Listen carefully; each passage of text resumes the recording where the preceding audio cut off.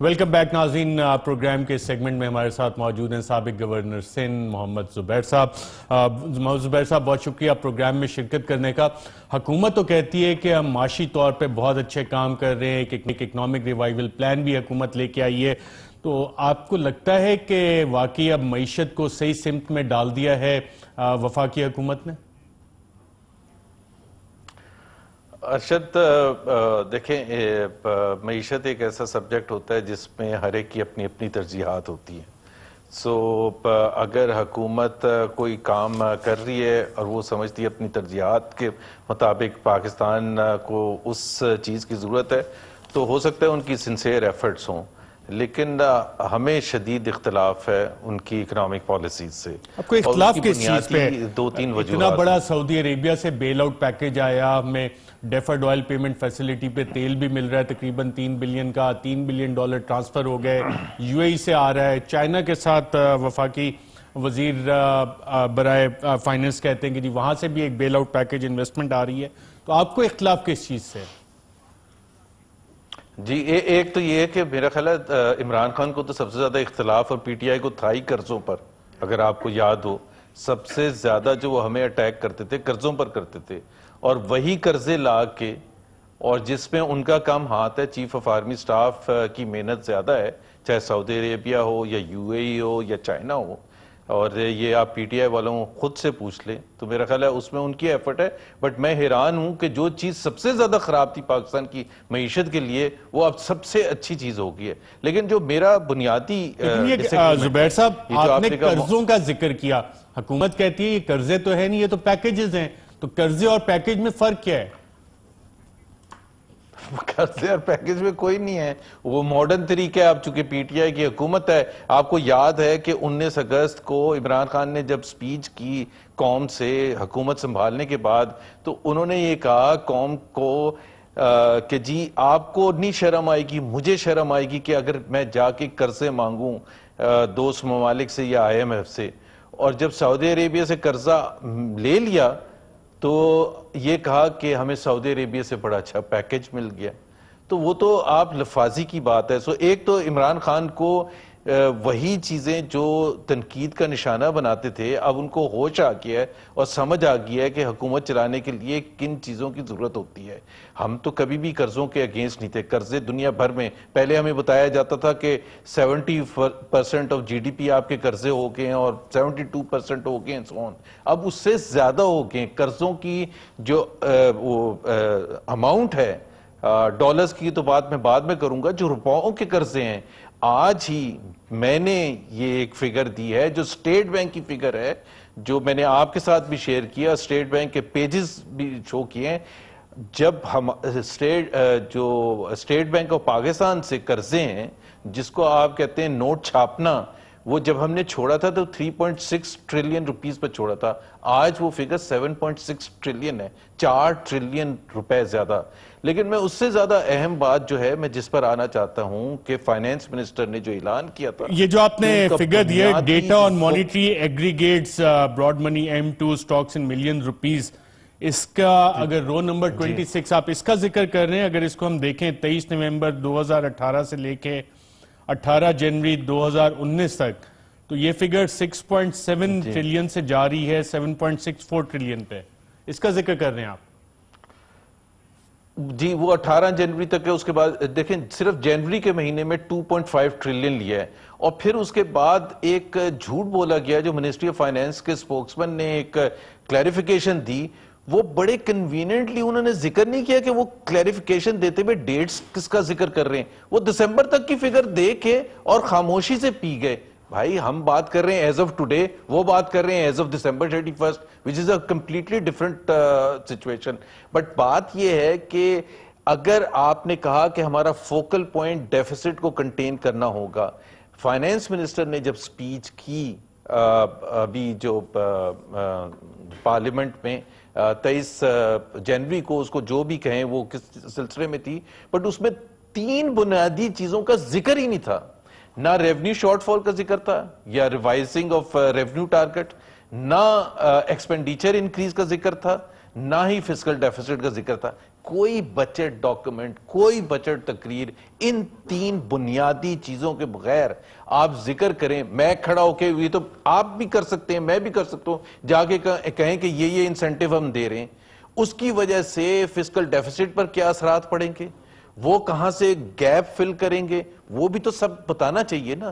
جب 175 بلین روپے کا شارٹ فال ہے دسمبر 31 تک حکومت کے مطابق، اور 175 سے 180 بلین کا اور ہوگا جون تک، تو 350-360 بلین کا جو ریونیو شارٹ فال ہوگا اس کو آپ کہاں سے پلگ کریں گے. اور دوسری چیز یہ ہے آن دی ایکسپینڈیچر سائیڈ، جو آپ کی وہ ڈیٹ سروسنگ ہے، وہ 700 سے 800 بلین روپے زیادہ ہوگی، اور وہ ہوگی ڈی ویلیویشن کی وجہ سے، اور جو آپ نے اسٹیٹ بینک کا پالیسی ریٹ بڑھایا ہے ان 2 ریزن سے 700 سے 800 بلین، سو تقریباً 1100 بلین کا گیپ آپ کہاں سے فل کریں گے.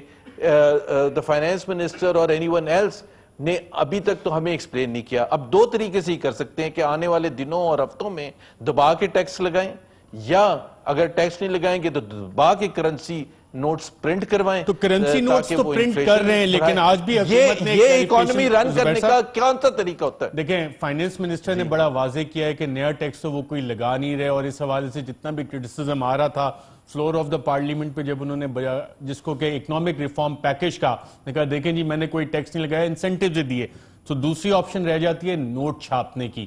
نوٹ تو آپ کی حکومت بھی چھاپ رہی تھی اور نوٹ یہ بھی چھاپ رہے ہیں، تو فرق کیا ہے دونوں میں؟ فرق دونوں میں دیکھیں 3 بنیادی طریقوں سے آپ گیپ فل اپ کر سکتے ہیں. ایک تو ٹیکس لگانا، دوسرا یہ ہے کہ آپ کمرشل بینکس کے پاس جائیں، اور کمرشل بینکس ابھی بالکل لینڈ کرنے کے لیے تیار نہیں ہے، کیونکہ ان کو خطرہ یہ ہے کہ آج ہم نے لینڈ کیا، آج کے پالیسی ریٹ کے بیسس پر کل پالیسی ریٹ بڑھ جائے گا تو ہم ایڈیٹ لگیں گے، تو اس وجہ سے وہ لینڈ نہیں کر رہے ہیں.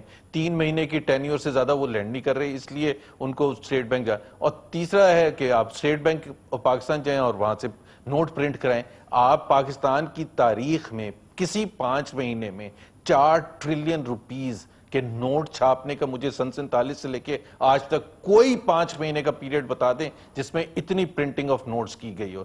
اگر آپ نے اکانومی رن کرنے کے لیے یہ طریقہ ہے تو مجھے اس میں بتا دیں کہ کون سا ماہر معاشیات ہونے کی ضرورت ہے، جتنے پیسے کم ہو اتنے آپ اسٹیٹ بینک کو کہیں کہ نوٹ چھاپ دیں. اس میں کوئی بڑی ایبلٹی چاہیے؟ اس میں کیا چاہیے آپ کو؟ اس میں تو آپ کسی کو بھی، آپ ایک ہاؤس وائف کو بھی بنا دیں، وہ بھی یہی کرے گی. اچھا خسارہ ہے، اسٹیٹ بینک کو ہم کہہ سکتے ہیں کہ جی نوٹ چھاپ دیں، اسٹیٹ بینک نے نوٹ چھاپ دیے، آپ کام چلا رہے ہیں. اور پھر سب سے بڑی بات یہ ہے کہ آپ اس کا ذکر ہی نہیں کر رہے کہ بھائی یہ خسارہ ہم کر رہے ہیں کیونکہ ہم ایک پالیسی شفٹ. دوسری بات ارشد یہ ہے کہ جو میجرز جنوری 23 کو اناؤنس کیے ہیں وہ اگست میں کیوں نہیں اناؤنس ہو سکتے تھے؟ میں اس پہ بھی آتا ہوں. آپ نے جو نوٹ چھاپنے والی بڑی خوفناک بات کی کہ پچھلے چند ماہ میں جب سے تحریک انصاف کی حکومت ہے یہ 4 ٹریلین روپے کے نوٹ چھاپیں، یہ آپ کہہ رہے ہیں اس حوالے سے. اسی سپیڈ سے اگر نوٹ چھاپتے رہے تو روپے کی جو قدر ہے اس کا کیا ہوگا؟ اس پہ کوئی فرق پڑے گا یا کہ نہیں ہمارے پاس پیپر کافی وافر مقدار میں موجود ہے، جتنے مرضی آپ نوٹ چھاپیں اس سے تو فرق نہیں پڑتا؟ بالکل، یہ سب سے خطرناک، دیکھیں یہ میں نے 3 آپشنز بتایا تھے نا، یہ سب سے خطرناک آپشن ہے. اب بات یہ ہوتی ہے کہ جب ایک نئی حکومت آتی ہے اس کو مشکل فیصلے کرنے ہوتے ہیں. مشکل فیصلے کیا ہوتے ہیں؟ جو پاپولسٹ نہیں ہوتے، جو عوام کو خوش نہیں کرتے. اب ہوا یہ کہ 6 مہینے اتنے جوتے پڑے کیونکہ معیشت کا اتنا کباڑا نکلا، نوکریاں لوگوں کی جانی شروع ہو گئی، ہر سیکٹر سفر کرنا شروع ہو گیا، ترقی کی رفتار گر کے 4% پر آ گئی 6% سے، اور کوئی ایسا سیگمنٹ نہیں تھا اکانومی کا جو سفر نہیں کر رہا تھا. سو ہر طرف سے آپ کو اتنی مار پڑ رہی تھی، تو آپ نے اب آسان طریقہ ڈھونڈ لیا، اور وہ آسان طریقہ یہ ہے کہ نہ ٹیکس لگانا ہے نہ کچھ اور کرنا ہے، جتنا خسارہ ہوگا اتنے نوٹ چھپا لیں گے. سو اس طرح سے اگر آپ معیشت کو رن کریں گے. اور دوسری بات میں یہ عام ناظرین، آپ کے ناظرین کے لیے بتا دوں کہ یہ جو آپشن ہے نوٹ چھاپنے کا، یہ سب سے زیادہ مہنگائی پیدا کرتا ہے، کیونکہ آپ جتنے زیادہ، ایک بڑے سمپل سی لاجک ہے، جتنا زیادہ روپے مارکیٹ میں اویلیبل ہوگا اور گڈز اینڈ سروسز اتنی ہوں گی جتنی پہلے تھیں، تو more money will be chasing the same goods and services and therefore the prices will go up. It's a very simple, basic economic rule. So this is what is going to happen to Pakistan. آسان طریقہ ہے. مشکل طریقہ یہ ہوتا ہے کہ اگر آپ نے ریلیف پیکج اناؤنس کیا تھا تو آپ ساتھ میں کوئی ٹیکسز بھی لگاتے, آپ ان چیزوں پر, ان حلقوں پر ٹیکس لگاتے جو امیر حلقے ہیں. یہ جو ریلیف پیکج ہے یہ ہے ہی صرف امیر طبقوں کے لیے. اس میں ایک آئٹم بتا دیں جو عام پاکستانی کو فائدہ دینے کے لیے کیا گیا ہے یا مڈل کلاس کو فائدہ دینے کے لیے کیا گیا ہے. سٹاک مارکیٹ جو بڑے بڑے بروکرز نے آپ کو ریکمنڈیشنز دی تھی, اور بڑے بڑے بروکرز ہمیشہ دیتے ہیں, اس میں کوئی خرابی نہیں ہے, لیکن it has to be one one. ورنہ تو سب آ کے آٹو سیکٹر والے آپ کو آ کے کہیں گے کہ جی ہمیں یہ کرواتے ہیں. اس سے حکومت کا جو نقصان ہوئے گا یا عوام کا جو نقصان ہوئے گا وہ ان کو تو کوئی کنسرن نہیں ہے, وہ تو ٹیکس انسینٹیوز, ٹیکس بریکس وغیرہ مانگیں گے.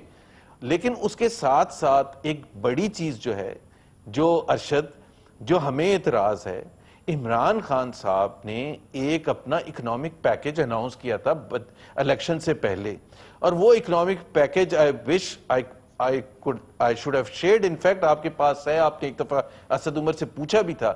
انہوں نے 2-3 چیزیں کہی تھیں جو بنیادی تھیں ان کے اکنامک پلان کا. ایک انہوں نے کہا کہ ہم $200 بلین لے کے آئیں, اور یہ ساتھ میں کہا تھا اللہ کو حاضر ناظر جان کے میں یہ کمٹ کر رہا ہوں. دوسری چیز انہوں نے کہا کہ جب وہ $200 بلین آنے سے 10 سال تک ٹیکس نہیں ہوگا اس ملک میں. تیسری چیز 10 سال تک مہنگائی نہیں ہوگی. چوتھی چیز تمام لوگوں کو نوکریاں ملیں گی. پانچویں چیز کسی پاکستانی کو باہر نہیں جانا پڑے گا نوکری لینے کے لیے. چلیں اس کے حوالے سے کام تو کر رہی ہے حکومت. ابھی حال ہی میں اس اکنامک ریفارم پیکج میں جو $200 بلین آف شور ایسٹس ہیں اس حوالے سے بھی اس اکنامک ریفارم پیکج میں ایک چیز شامل ہے. وہ کیا چیز شامل ہے, اور کچھ کابینہ کا فیصلہ حوالے سے سامنے آیا ہے کہ جو لوگ